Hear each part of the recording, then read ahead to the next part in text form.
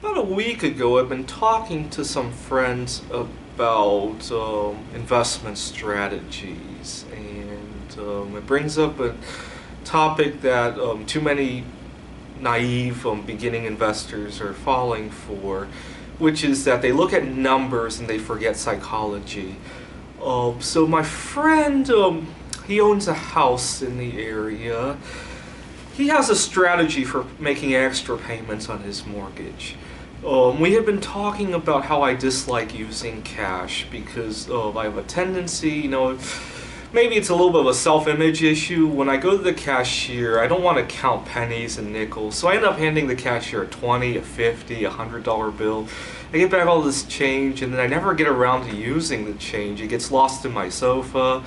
It's lost in my cars. The next owner of the car hits a jackpot, basically, and it's a big problem of mine. Actually, last year when I totaled my car, it kind of softened the blow to dig around the car and find quite a bit of change that I had lost over the years.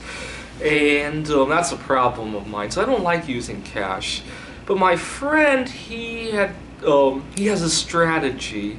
He has a bank account that will count his loose change for free. And so he takes it to the bank.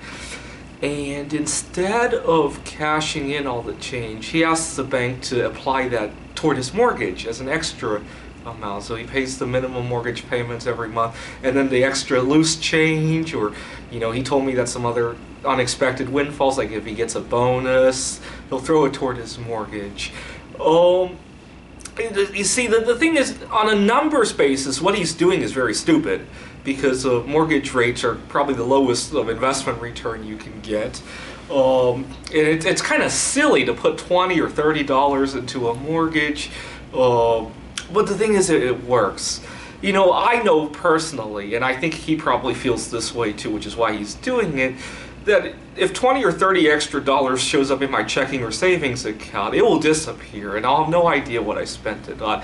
It's not like I'm going to buy 2 extra silver coins because I had $20 in my checking. It doesn't work that way. You don't go to the coin dealer just because you have 20 extra dollars.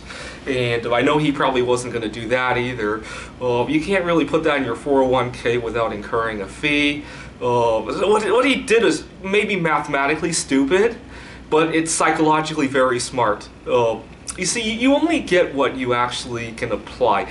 You can say that mathematically I could make this or that, it could have, it should have, but if you don't actually do it, that doesn't apply to you. And then I remembered there were a few other instances where I did something that was mathematically stupid but psychologically very sound.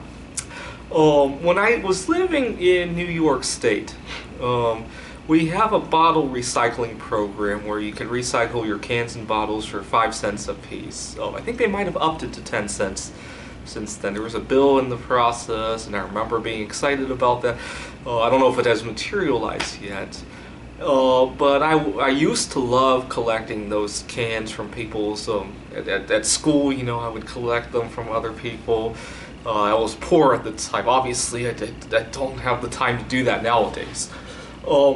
But, I could take 10 cans to the grocery store and get 50 cents, and then I put 50 cents in my pocket. It gets lost in the sofa.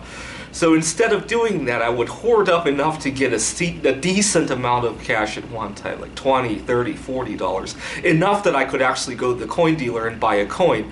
It was, instead of having the money get lost or just get dissolved in my personal everyday budget.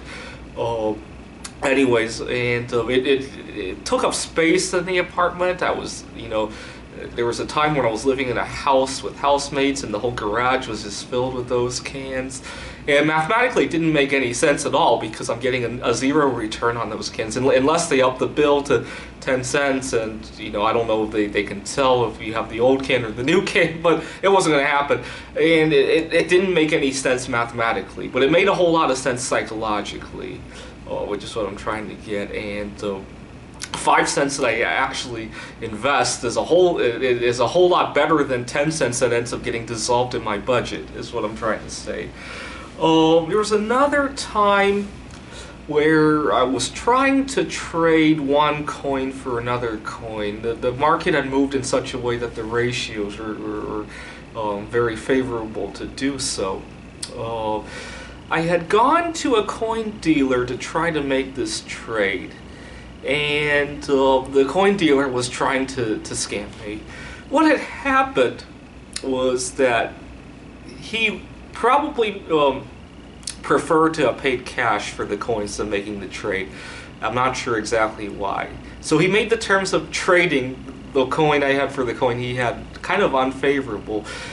And this is a very educated guy. I think he used to work as a professional. He has retired and was dealing coins. He's very highly educated. This wasn't a high school dropout who was dealing coins to make a living. He's dealing coins because he likes dealing coins. But when he spoke to me about the trade, he dumbed down his discussion to basically an 8th grade level. He was quoting me on what he would pay for the coin, what he would sell his coin for, basically to make twice as much commission.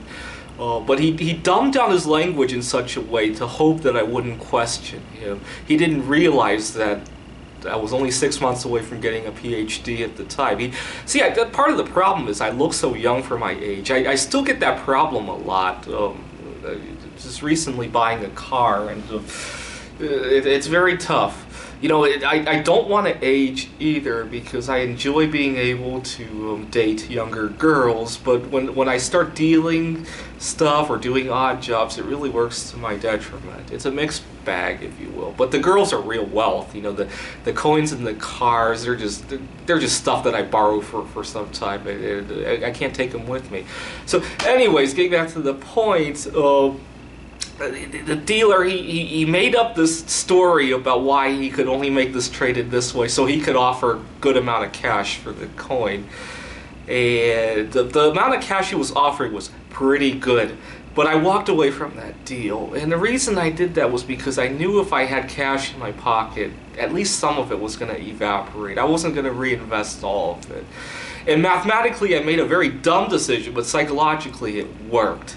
Like I said, 100% of a smaller pie is usually better than 50% of a big pie that you can't seem to swallow. I ended up going to a different dealer and making that trade. And it might have been less favorable than the cash deal that the first dealer was trying to offer me, but it worked. And that's the whole point. It's just like my friend making those micro mortgage payments. He actually makes them. It works. Thanks for watching.